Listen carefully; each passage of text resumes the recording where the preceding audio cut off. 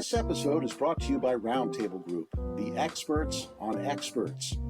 We've been connecting attorneys with experts for over 25 years. Find out more at roundtablegroup.com. Welcome to Discussions at the Roundtable. I'm your host, Noah Ballmer, and today I'm excited to welcome David Smith to the show. Now, Mr. Smith is the president of Alpine Engineering and Design, Inc., a mechanical engineering firm specializing in product design and development.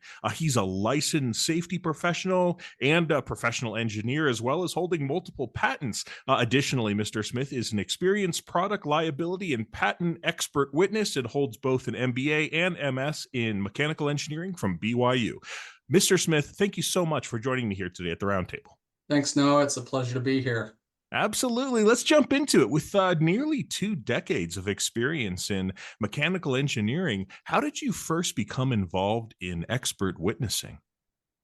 Yeah, that's a great question. And for me, it came pretty naturally with the job that I was in. So I'm actually a third-generation engineer. My grandpa started a consulting company back in the late 70s, before I was born. And my dad worked with him up until he retired in 2000. And then my dad started Alpine Engineering and Design. And I've been working with him since about 2006.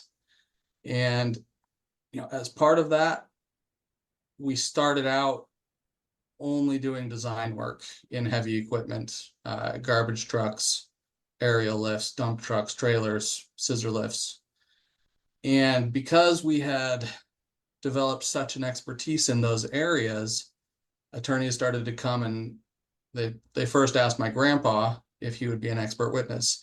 And he did it one time. And he said, "This is not for me. I do not like this type of work." And he was done and out. But my dad watched that, and he actually started to pursue that a little bit because he did like that type of work. And so he started doing more and more of that. And, as I came on, I got to work with him kind of in an associate type role. So I would do research for him. I would do testing for him. I would help draft his reports. And then eventually it got to the point where I was doing my own cases. So he was able to kind of show you the ropes. Did you feel pretty well prepared when you first got started? Yeah, yes and no. Tell me some of those caveats. That's what our newer expert witnesses want to hear about. What were some of the troubles and difficulties? Yeah, so I felt really good about being able to do the background work. My first deposition was an experience because not only was it my first deposition, it was opposing counsel's first deposition. Oh boy. And she was gung-ho, we'll say. And to top it off, they didn't have very good arguments on their side. And so their main strategy was disqualify their expert. And so to say the deposition was hostile is an understatement. The attorney that I was working with said, "Well, the good news is it's only going to be up from here because that's the most hostile deposition I've ever been a part of." So I don't think I was quite prepared for that, but his advice has been true. It's been much better since then. Well, let's talk about that. How do you prepare, or can you prepare for that sort of a hostile deposition where somebody's trying to tear you apart in terms of your credibility as an expert witness? How do you get yourself ready for something like that? That's a good question. I think part of it is knowing your expertise and knowing the case. And on top of that is always having information to rely on, or having something to rely on besides because I just know, or because that's just the way it is. And sometimes experts say that, and maybe they can get away with it, maybe they can't. But if you have a textbook that you're relying on, or if you have testing that you did, that you said, "Well, I did this testing and this is what the results were," then it doesn't really matter who you are as an expert. You're relying on this empirical data that you've collected or that you've generated to support your opinions, rather than just, "You should trust me because I have a degree or because I have experience." How do you deal with sort of the mental stress of it all, of somebody, kind of attacking you? Do you just kind of become more zen as you do it more and more often? Or are there techniques that experts can use to be ready for it and maybe not take everything so personally? So I'll be honest with you, I almost took my grandpa's course and said, I'm never doing this again. Walked out. I got to find a new job. I almost took that Was course. that And the part that he didn't like that led him to leave? I'm not exactly sure. Uh, he was a super creative. He had over 120 patents. Wow. Loved being the guy in the dirt, making the things, didn't really like sitting at a desk writing reports, that sort of thing. But back to the question, one thing that's been very helpful for me to understand is that the attorneys are really just people trying to do their job the best that they can. And the things that they say, a lot of times are just a face, an act that they're putting on to maybe to intimidate you, maybe to get you scared, maybe to try to get you to say something that you wouldn't otherwise. And this became really apparent to me in one deposition. And this was probably my second or third deposition, and I was baffled when this happened, because during the deposition, the attorneys have been going back and forth, objection, form, objection, you can't say that. And then they'd argue back and forth for 5 or 10 minutes. I mean, the deposition was like 6 hours long, and I probably talked for an hour out of it, and the rest of it was just the attorneys arguing back and forth. But then at the end, after the deposition concluded and we were off the record, they were like, "Hey, we're still going golfing on Saturday?" And the whole tone and mood totally changed, and I was like, "What on earth just happened?" And that's when I realized, it really is just an act. A lot of times they're people, they're trying to do their job, and if they can act a certain way and get you to react, they're going to try and do that. And so the best thing you can do is not take it personal, not get riled up, just be yourself, explain your opinions, and move on. Beyond attorneys, expert witnesses often have a counterpart on the other side. You have the opposing expert witness. Do you find that it's kind of similar? So when experts attack other experts, it's usually in the form of a report. Right. And so reading those, it can get your blood boiling a little bit sometimes, because, maybe they're just wrong, maybe they're interpreting it differently. But I think it's easier because you have time. You're usually doing that in a room by yourself. There's not other people there watching. There's no video camera on you. And so you can, even if you do get a little frustrated or angry or upset, then, you can stand up, walk around, take some deep breaths, and then evaluate whether there's any credibility to what they're saying or whether they're totally off base. What about the flip side of that, when you have to write, or have you written rebuttal reports as well? Oh, certainly. Yeah, that happens all the time. So how do you approach that? How do you approach writing a rebuttal report? So from my perspective, it's not my job to attack their credibility. I am going to do my best to give the attorneys whatever information they need. And they certainly need to know if the other expert has said something that's incorrect or is not technically accurate, or if there's arguments on both sides of a technical argument. They need to know those, and I'm happy to point those out. From an expert witness's perspective, how is being in a deposition different from being on the stand during, say, cross-examination? So in my experience, attorneys are much nicer during trials because you have the judge right there watching, listening. And in deposition, I feel like they think they can get away with a lot more. And so you'll usually get tougher questions. You'll sometimes get more banging on the table or interruptions or offhanded comments than you would in a trial. But I mean, generally speaking, attorneys are cordial during depositions. Sometimes if they're going to be obnoxious, it's probably going to be during a deposition. But generally, they're pretty cordial. How do you go about connecting with the jury when you are at a trial? Do you use visual aids, for instance? Absolutely. Yeah.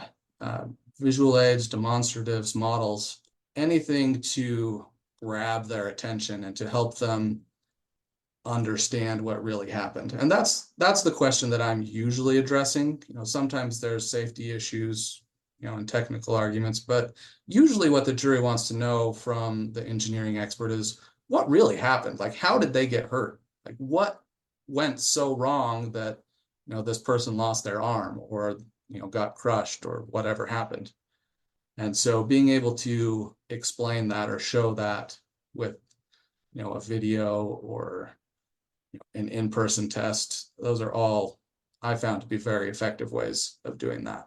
Does the attorney typically provide you with any visual aids, or are those things that you procure on your own? So usually we produce those. A lot of it comes from the testing that we do when we generate our reports and opinions. So for example, we did a case ages ago where a refuse worker, so a garbage man, was emptying a container in a rear loading truck, and he's standing on the side of the truck, and the container somehow swung around and pinned him, crushing him against the side of the truck. And you look at the pictures from the accident scene and you just wonder, how on earth did this happen? Like, how did that container get to that position? Sure. And so what we did was we got a container, we built a test fixture that was the same size and shape as the back of a truck. And then we used some really long hydraulic hoses to move controls to a safe location. And then we went through the same process and pushed the container out like they said it happened, and saw it, drop down, pivot, and swing around and just slam into the side of the container. And when you've got a metal container slamming into a big metal test fixture, it was loud. It was scary. I'm sitting there, I'm the other side of a parking lot, 30, 40 yards away, and my hands are shaking. And you show that to someone in a deposition or at trial, and they get it. It's like all of a sudden, okay, we know what happened, and we know that, this guy didn't do anything wrong. He was standing at the controls, and man, something just happened with the way the equipment was functioning. When you're showing something or explaining something to a group of laypersons, like a jury, which presumably, or the judge might also be a layperson, do you find that these demonstrables and exhibits are particularly useful, compared to trying to explain it? Oh, absolutely. Absolutely. My dad would tell, he had several stories to this effect, but he had one where he had a model and he, had shown how an accident happened, and they were taking a break, and the judge says, "Do you mind if I take that to my quarters with me?" And whatever you want to do, Your Honor, please, by all means, take it. And so, when the judge is playing with it and figuring out, oh, wow, this is what happens, that's when you win. So. Wow. Let's back up and talk a little bit more about when you were first becoming an expert compared to now. What are some of the things that you've learned in your time as an expert witness that you wish that you knew when you very first started? Sure.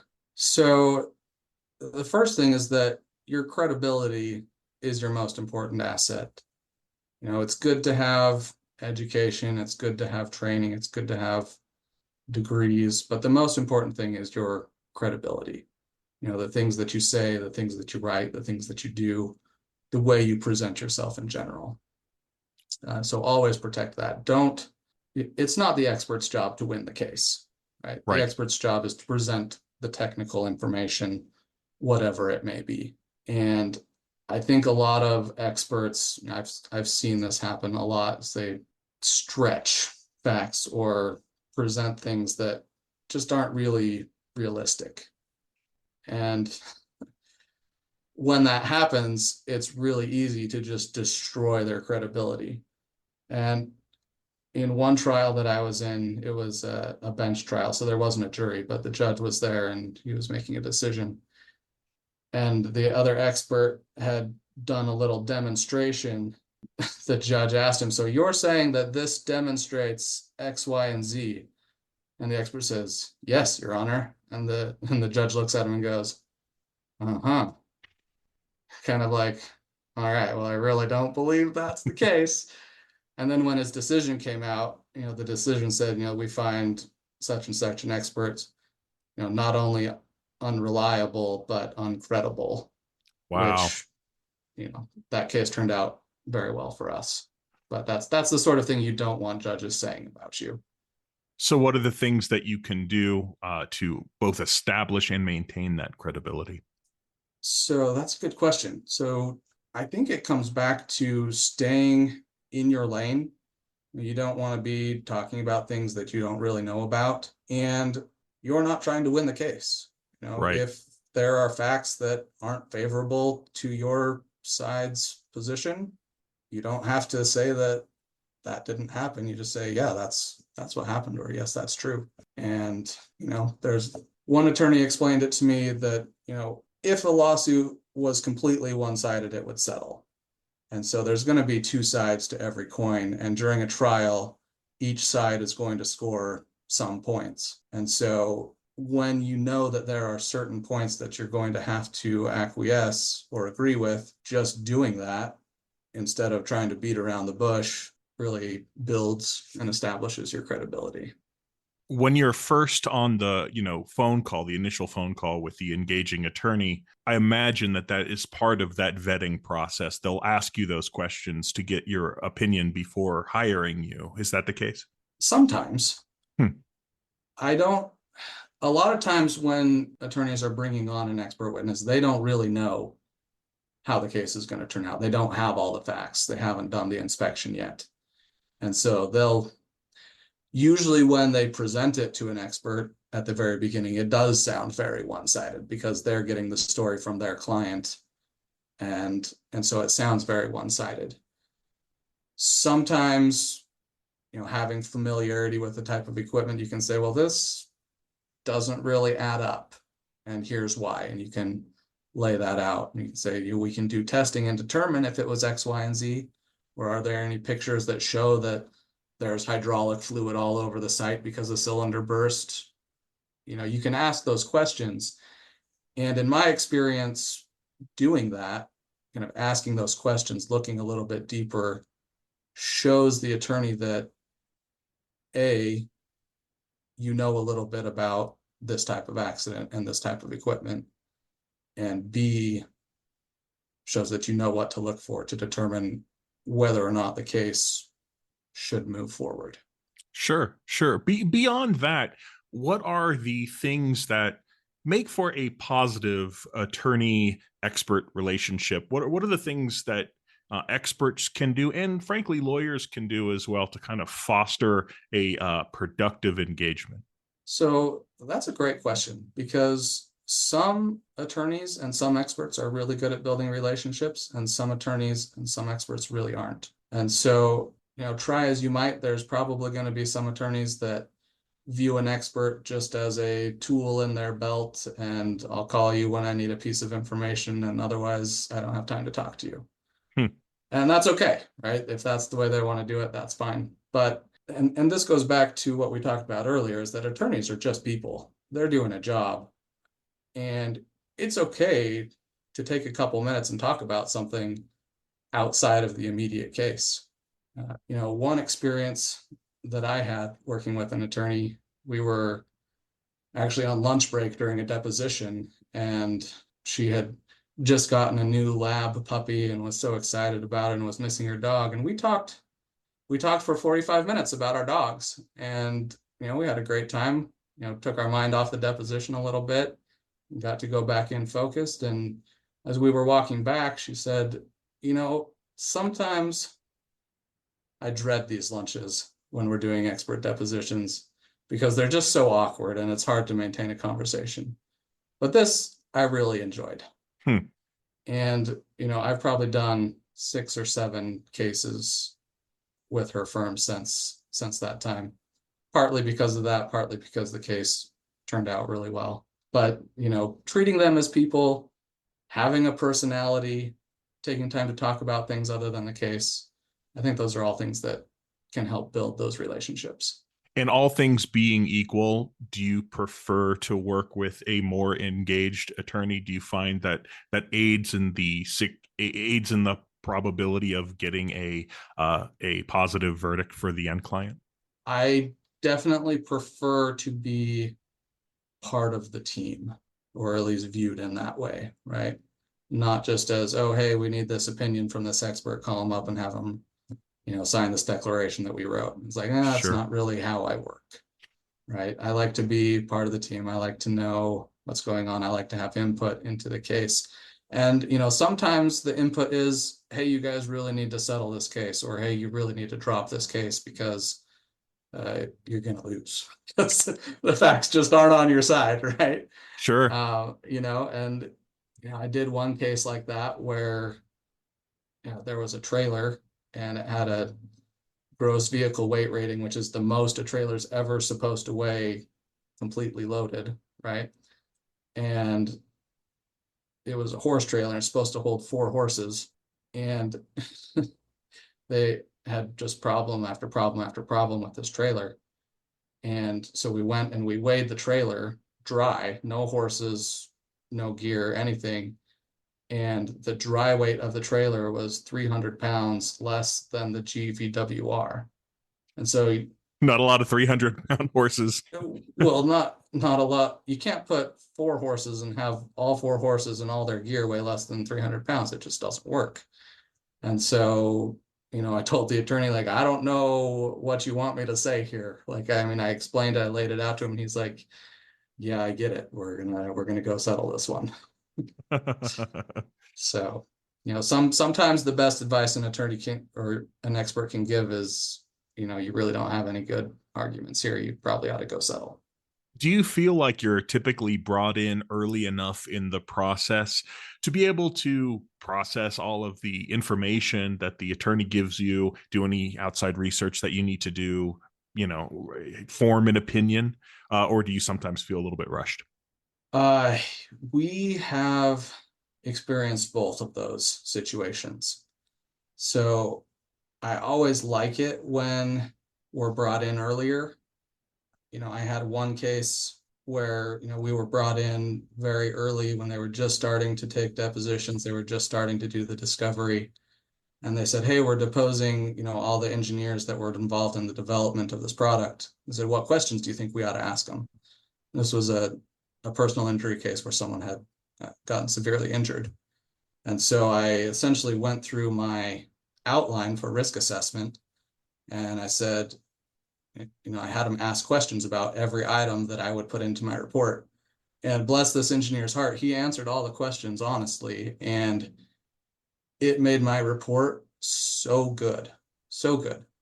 And when it got time for deposition, they'd ask me questions like, how do you know this? It's like, well, your engineer said so in his deposition. Well, how do you know this? Well, your engineer said so in his deposition. Because, and the attorneys did a great job. They actually asked all the questions that I suggested that they ask. And, it turned out as good as you could have hoped. Nice. Do you find that you're frequently recommending questions to attorneys? It happens pretty often. Yeah, definitely.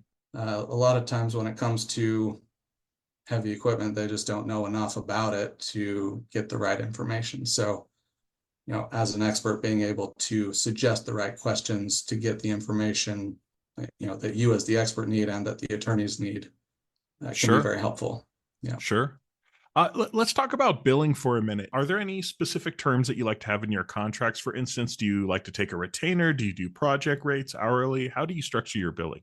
Yeah, we definitely require a retainer, and ours is non-refundable for a couple of reasons. One is because sometimes attorneys will call you, they'll retain you, and then they'll tell the other side that they retained you, and then the case settles, and then you don't get to do any work, but the case settled because of your name, your reputation.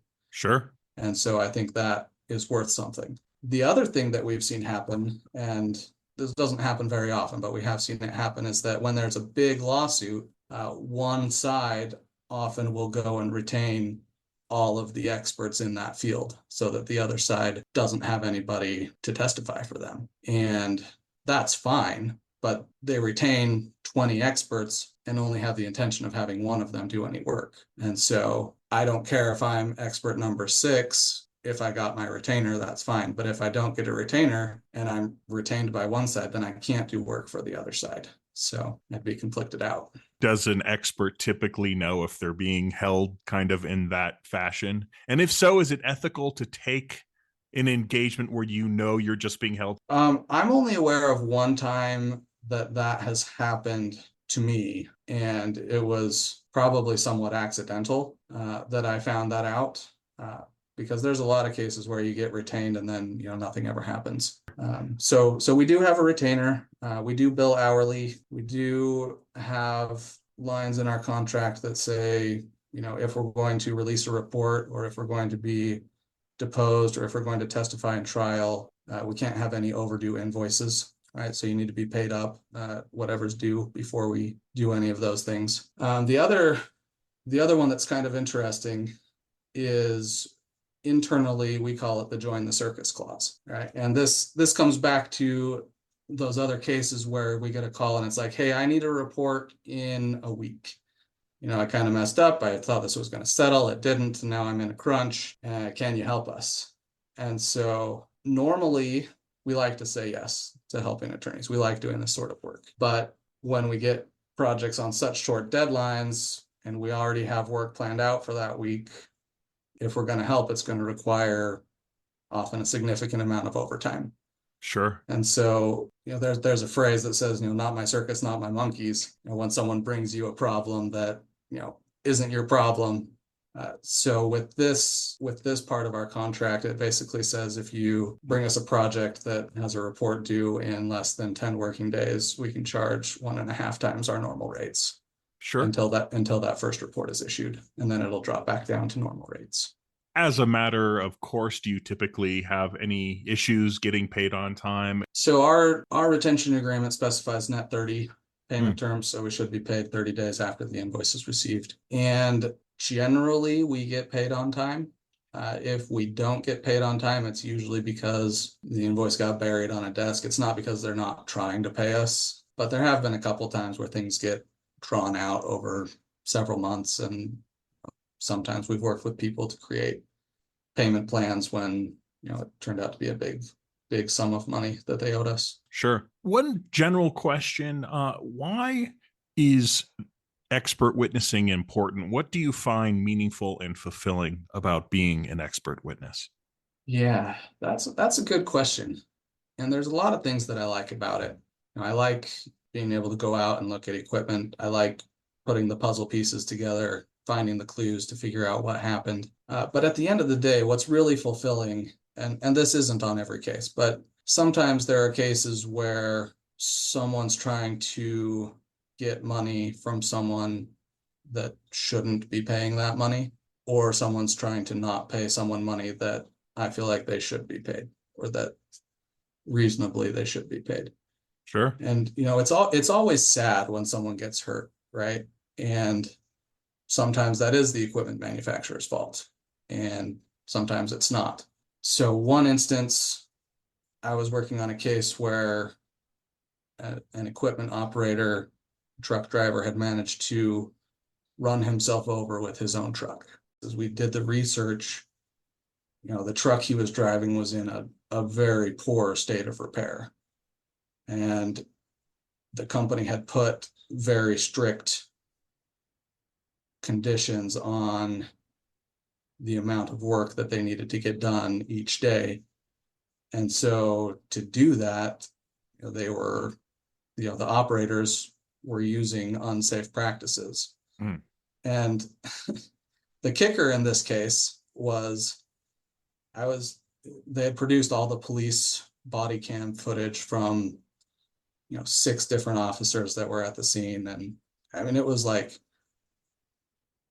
over 10 hours worth of body cam footage. And so I just had it playing on one monitor while I was doing work on another monitor, because most of it was not helpful nonsense, just people walking around. But sure, in the middle of one of these videos, there was a 1-minute clip where the guy's boss was talking to the police officer and said, "Hey, this is just like that accident we had 2 weeks ago.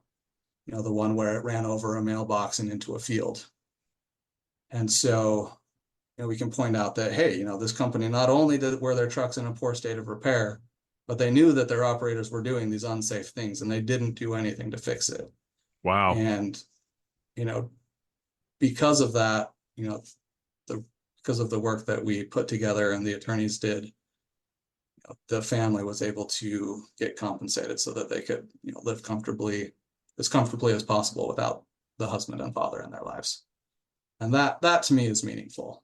I feel like that is time well spent. I feel like I used the things that I've learned over the years to help somebody.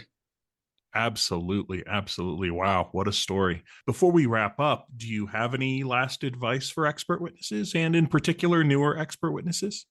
Man, there's a lot that I could say. Great. It's a fun place to be. It's interesting work. You get to learn a lot of new things. You get to work with a bunch of really smart people. You get to use all sorts of fun testing equipment. So I recommend it to anybody that wants to try it, but stay in your lane. Don't be going out and working on things that you don't know anything about. Don't stretch the opinions. Like, it's not your job to win the case. Be friendly, maintain your credibility, and enjoy the work. Sage advice. Mr. Smith, thank you so much for joining me here today at the Roundtable. Absolutely. Thanks, Noah. And thank you to our listeners for joining me for another discussion at the Roundtable. Cheers. Thank you for listening to our podcast, Discussions at Roundtable. Our show notes are available on our website, roundtablegroup.com. Subscribe today on Apple Podcasts or your favorite listening apps.